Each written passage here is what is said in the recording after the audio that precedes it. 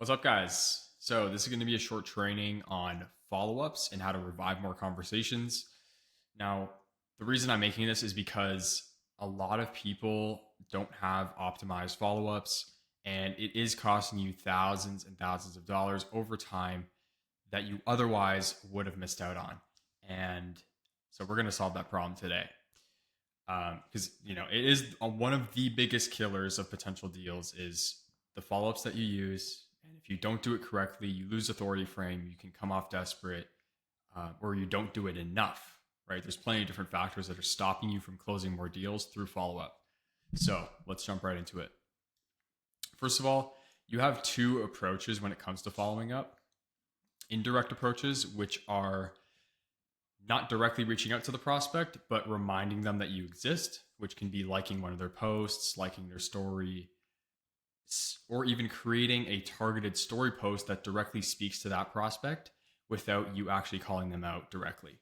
So, if the situation makes sense and this is the more appropriate option, then you can use indirect approaches.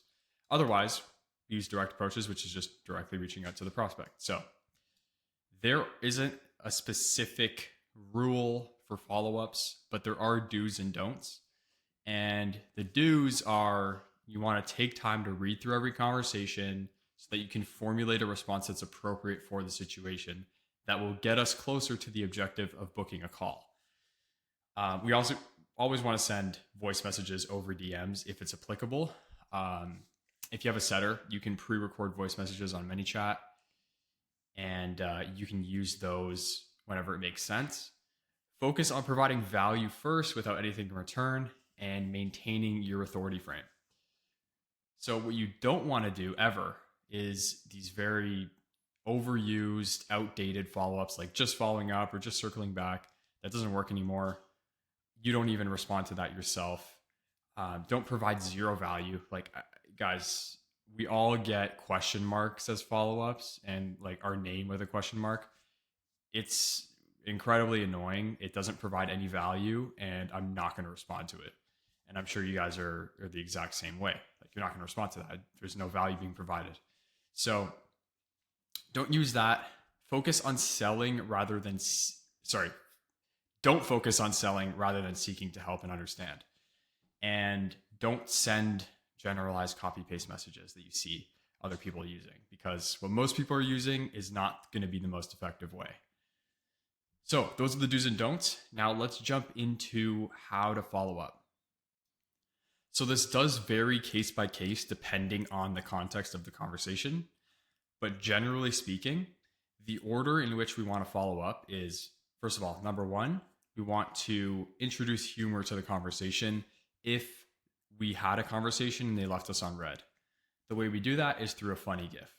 Okay, so a lot of people use GIFs. Some people spam GIFs, which doesn't really, it kind of overdoes it, but I like to send one GIF, one funny GIF to introduce some humor to the conversation and humanize it. And a lot of the time, you wouldn't believe how many conversations we re-engage after sending a stupid GIF. And if that GIF doesn't work, then we'll move into value-driven follow-ups. So we immediately start just providing value for free with nothing in return, and help the prospect out with the specific problem that they told us they had. So if you had a conversation with someone, you figured out their pain point, you figured out that they were struggling with XYZ, you're now going to send them a piece of free value or a free asset that directly solves their problem. So what this looks like is like, hey, name, was thinking about our conversation, how you were struggling with the problem that they told you. I just made this asset that covers exactly how to overcome that problem and get to your goal. Think it would be super helpful for you. All right. Have them consume it. Follow up with them after they've consumed it, or get them to consume it. And then after that, they're going to be more nurtured, a lot easier to book on a call after that. Now, if that doesn't work and they're not receptive to the value-driven follow-ups, then it's simple. We start doing what's called a breakup follow-up, or in other words, a takeaway close. Now, what that looks like is essentially cutting the BS and figuring out if this is still something that they want to solve. So there's plenty of different ways to approach this depending on the situation. But if you followed up with someone a bunch of times, let's say 7 times, you've provided a bunch of value to them, you've waited a few weeks, and you're waiting at least 3 days in between follow ups, then now it's time to figure out, okay, and by the way, this is only assuming the prospect actually had a problem that we can help them with and they're actually somewhat qualified, or else we're just wasting our time here. If we know that we can help the prospect, this is what we're going to say, right? We can use any of these. We can say, hey man, haven't heard back from you in a while about solving XYZ problem. Should I stop following up? So at the end of the day, we don't want to be a nuisance. We're only following up with them because we're still assuming that they need help with the problem that they told us they had, right? We have no other reason to not assume that they still need help with that because they haven't told us that directly. So we're going to continue to assume that until they tell me that they're not. So keep following up, keep saying, hey dude, like I'll stop following up. Just let me know, but I'm going to still assume that you need help with this. And let me know if this is still a priority for you. So that's essentially what it is. It's kind of like a ultimatum kind of like an ultimatum. And this has actually got me clients before. So these types of messages have resulted in me signing a client right after. So these are really powerful for conversations that seem dead and you followed up for a while, but they haven't been responding or even opening your messages. So this is what you want to do for those scenarios.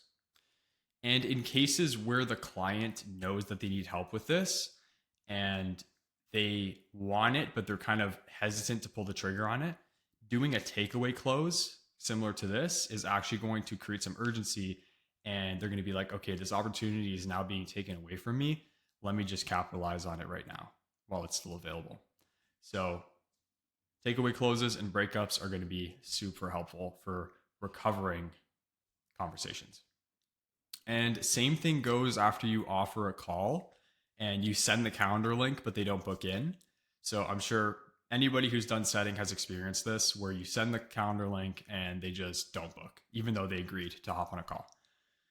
So in this case, you want to follow up shortly after sending the calendar link. You want to be super on top of that because it doesn't take long. It takes 1 minute to click on a Calendly link and fill out your name and maybe a couple questions, right?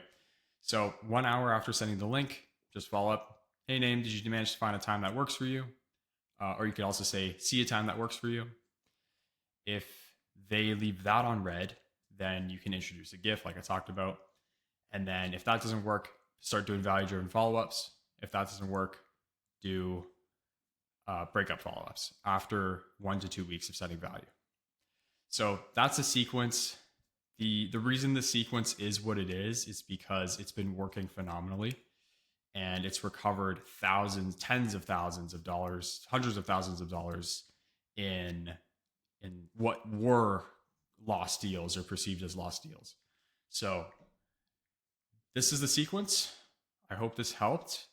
And I will have this link in the description. Like, this is something you can implement instantly.